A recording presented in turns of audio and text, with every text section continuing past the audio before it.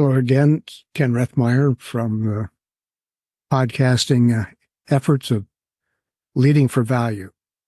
And once again, it's my pleasure and my honor to give you my perspective on some of the things that I wrote in that book and the tools that I offer in that book as well.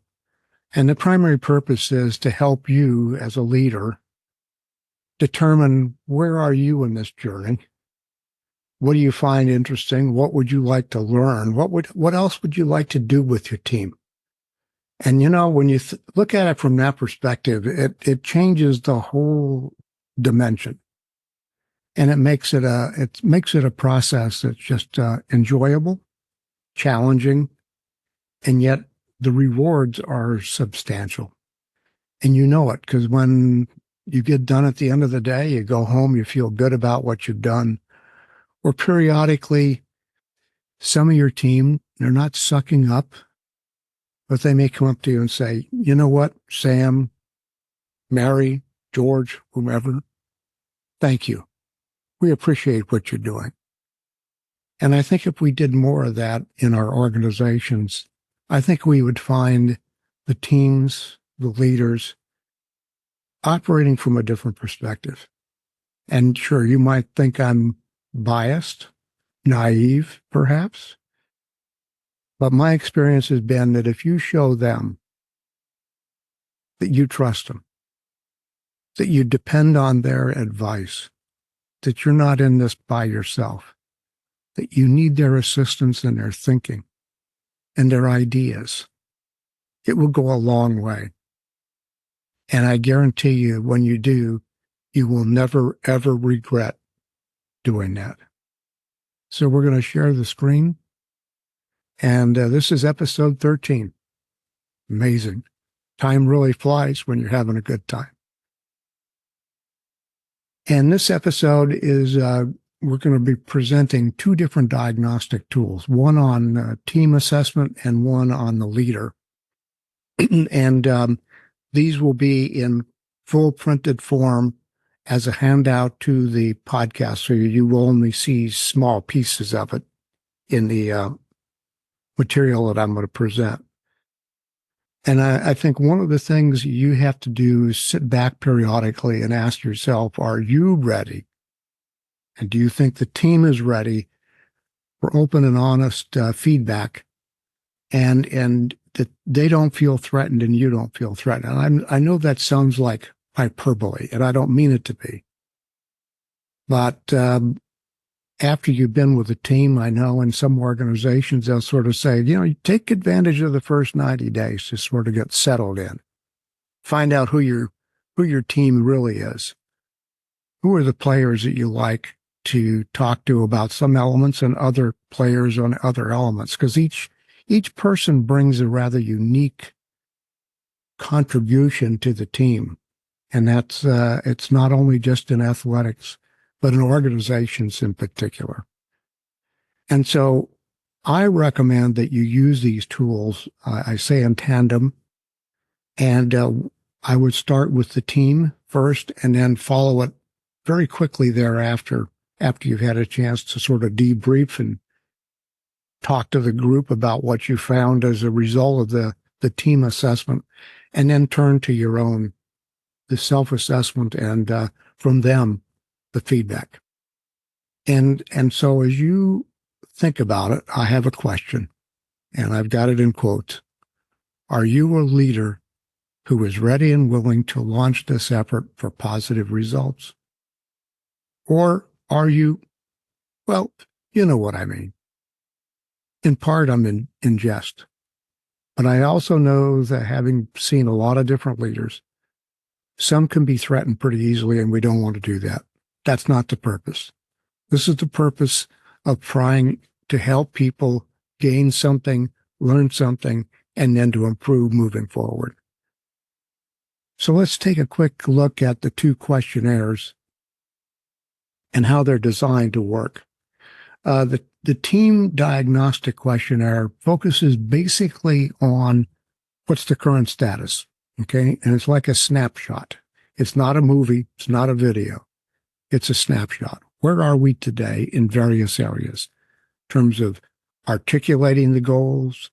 Are we meeting the goals? How is the team working together? And if you think about different environments, that takes on a different perspective. In healthcare, particularly in ORs, those teams have got to work well together. Absolutely. And there's got to be a lot of trust, because at the end of the day, pardon that pun, you want a great outcome as a result of the work you're doing. And I saw that as well, interestingly enough, in all the other environments that I worked in and consulted. In financial services, it's the same thing, because you do handoffs from one area to another, one business line to another. In the oil industry, absolutely critical. You have to work well together. And for example, if you have specialty welders that are trying to do repair work on the parts of the machinery, those welds have got to be perfect, 99.8%. That was the number that Starcon International used. Anything less than that, it could cause problems, could kill somebody. So it's that team talent. And the more talent you have as a leader, the more challenging it is for you. But it's also really rewarding. I guarantee you. I saw it. I saw it many times. And then it's the opportunity to take a look at mutual support, and you can sort of redefine, and it's a good discussion to say, how are we and what are we doing? How do we do that? And it also has measures of the team's performance and with respect for each other. So it's a pretty complete document. It's not huge, but I think you would find it to be effective. The team leader assessment is more of a written document, not checking off, and I'll show you. But it looks at the ability of the leaders. And how do you articulate the team goals? How do you present those? How do you engage your team, your management team, the rest of the organization on what you're trying to do, how you can be more effective, and where aren't you as effective? And that's the kind of feedback you need, so that when you're going forward, you're in a better position to respond and work accordingly. And it's really interesting. There'll be obstacles, obviously, that get in your way. And the sooner you get the kind of relationship with your organization and team where you can identify those obstacles and do a timeout if necessary and say, okay, we got to stop for a minute. Let's take a look at this. I saw that one time when I was working with Starcon International. We were out in Ohio. They were doing a turnaround, and there were a couple of speed bumps on the first day of the turnaround. And so that night we sat down with one of the folks from Marathon Oil and the leaders of the Starcon International group, and we worked it out. And the next day it worked just perfect. And that was in part due to the willingness of the Starcon people, as well as the Marathon Oil, to step back and say, what was the obstacle? What happened? How do we fix it? And in so doing, you then create this sort of frank and honest feedback. And it's very important in every industry.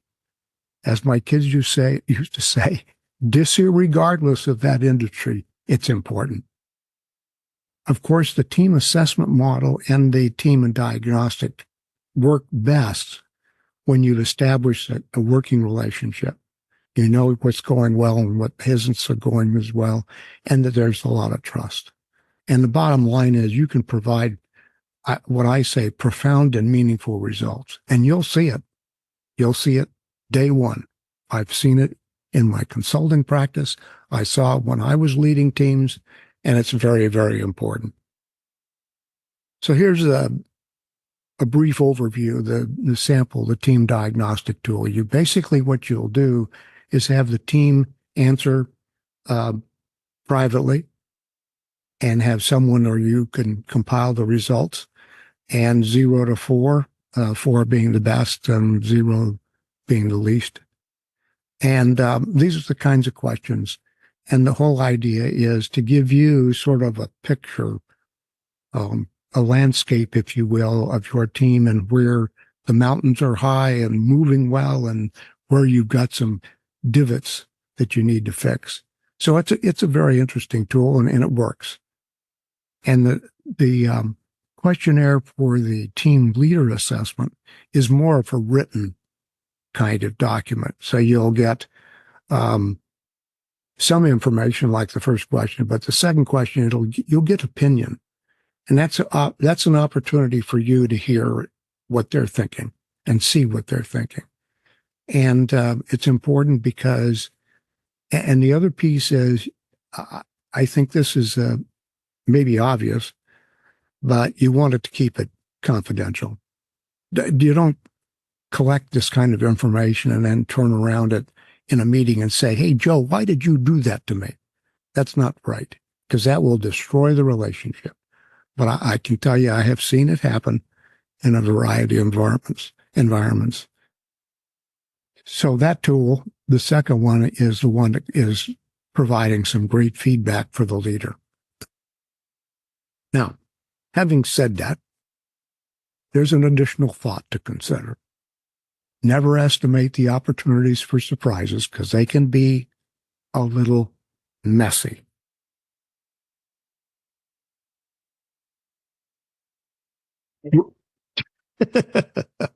I know. Every time I do that, I think of that poor guy getting all that coffee and cream on his shirt. But as a leader, periodically, that's going to happen.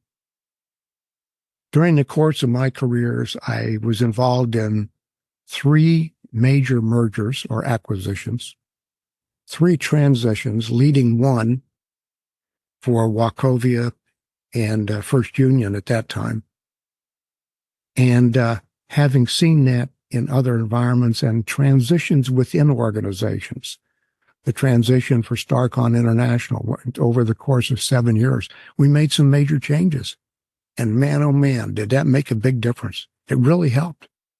But they get a little messy periodically, and you just have to be prepared for that. And again, as a leader, your ability to absorb some of the uncertainty that your team is experiencing makes you a better leader. And they will look at you and they'll say, hey, you know what?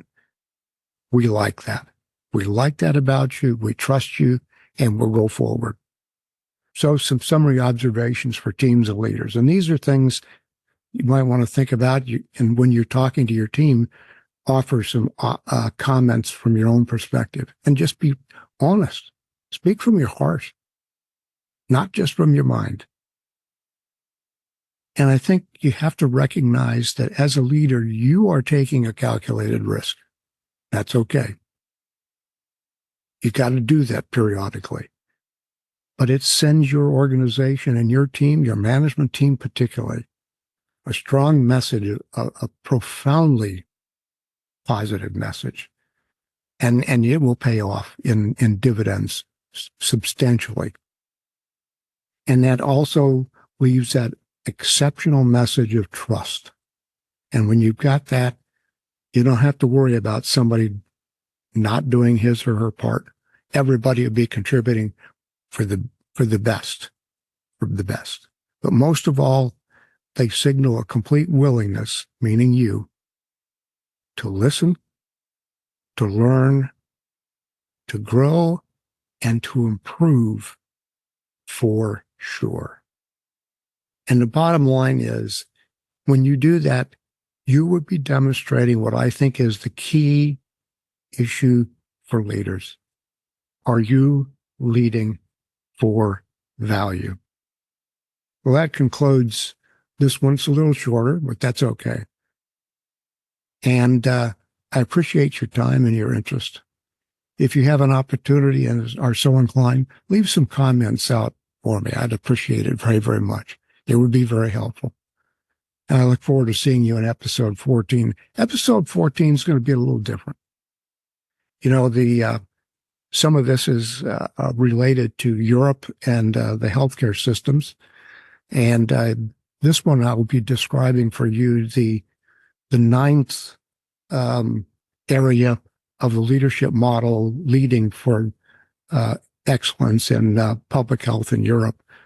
And describing the global values competencies. But I think if you want, you ought to watch it, because you will see some things that carry over again across every organization, every industry possible. And so I would welcome you to stick around. That'll be coming out probably in a few days. And again, thank you. I can't thank you enough.